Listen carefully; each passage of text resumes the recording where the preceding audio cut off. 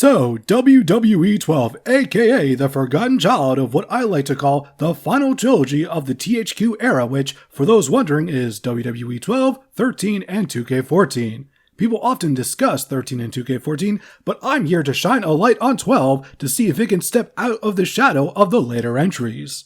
First off, the menus. They're fine, functional, nothing more and nothing less. The roster is quite decent as well, featuring main event talent like John Cena, The Miz, Sheamus, CM Punk, as well as debuting wrestlers like Husky Harris, Sin Cara, and the American Dragon Daniel Bryan. There are also a few legends thrown into the mix for good measure, and I am also certain that this is the only game to feature both Legion of Doom and Demolition, although I'm probably wrong, there's probably some early 90s arcade game that does the same thing. Now for the entrances. They're mocapped relatively well, but that's basically the norm for WWE games at this juncture. By this point, they've got the entrances down pretty well. Speaking of which, this is the first WWE game to feature CM Punk's title entrance as well as his living color theme, but minus the static due to it being a very last minute addition. The fact that they got it in really shows how much the team was dedicated to maintaining an up-to-date product. Next is the good old gameplay, and WWE 12 is the epitome of a really good foundation. I think this is why it gets forgotten more than anything else. I mean, there's nothing really wrong with it, but 13 and 2K14 just do a better job of making everything just flow better. It's hard to explain, but the other two games, especially 2K14, just have a more natural ebb and flow to the gameplay than 12 does. That isn't to say that the devs were lazy, however. WWE 12 has one innovation that we all take for granted these days: limb targeting. Yeah, this is where all that started, and it's amazing how little has changed over the past decade. I guess if it ain't broke, don't fix it. I will say that I am not a fan of how ladder matches operate in WWE 12 due to the game never communicating how close you are to winning. You literally just keep pulling on the object until the game just tells you that you win. I don't like this at all. Minigames may not be everyone's cup of tea, but at least you're aware of whether or not you're winning. The Creation Suite is our next destination, and there's a decent amount of fun to be had here. First, we've got Create a Finisher. I know people have been asking for this to return, and yeah, it's not the most comprehensive mode of all time, but I've still seen people make some absolutely bonkers maneuvers with the tools that this game gives you. Following that, we have Create an Arena, which is really a misnomer if I've ever come across one. You can create a ring and edit the ringside area, but the default stage is here to stay. This reeks of needing something for the back of the box, which is a tactic that most people are probably unaware of these days.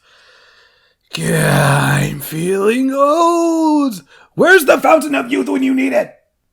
Anyways, the Create a Wrestler system is pretty decent. Obviously not as many items as nowadays, I think. Okay, I'll be honest, I don't really mess around with WWE's Create a Wrestler system that much, but games like 2K16 and 2K19 have to have more customization options, right? The entrance editor, however, is something I always fuck with, and it's always rad, and there's no exception here, and it's many thanks going to the fact that you can import your own songs by copying a burnt CD to the hard drive, which is a feature that needs to return sometime in the future. Come on, Sony and Microsoft, let us copy music for fuck's sakes. Alright, time for the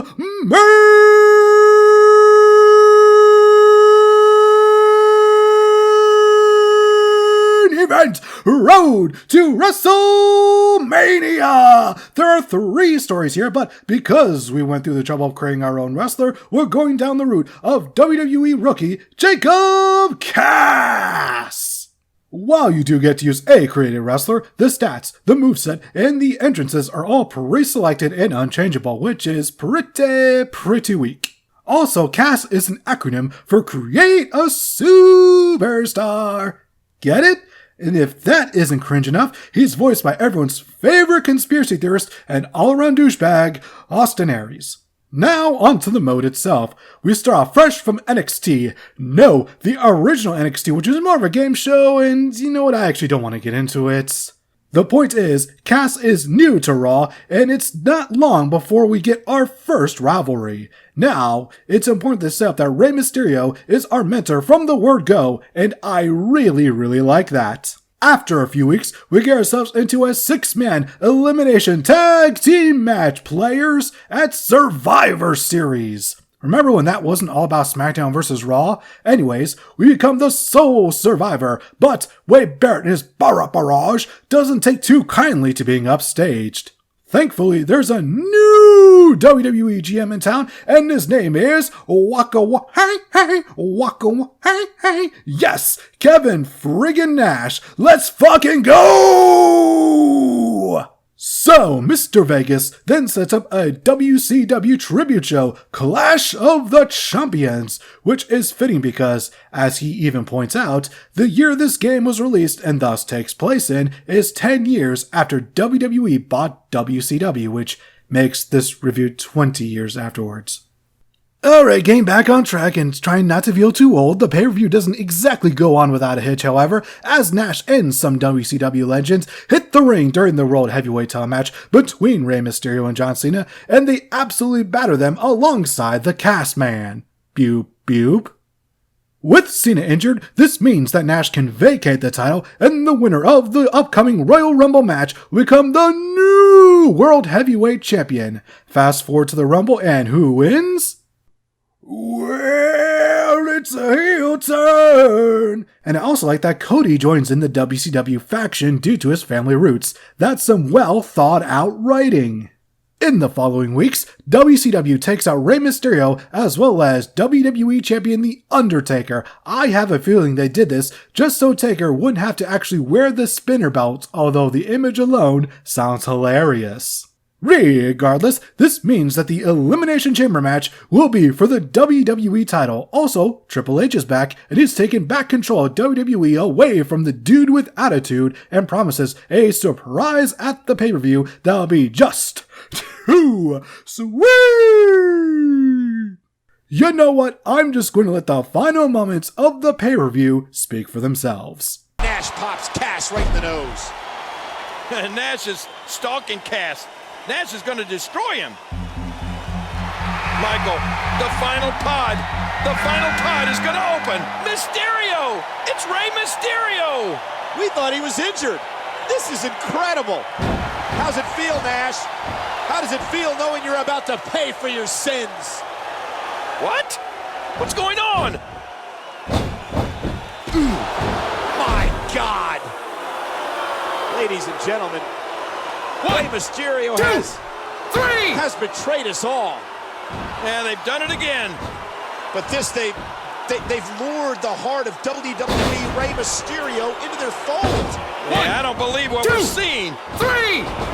Look at Nash mocking WWE, mocking the... That's right, they finger poke of doomed the WWE title, not the World Heavyweight title, the WWE title. And the fact that it was Rey Mysterio who did this is the ultimate gut punch for the player.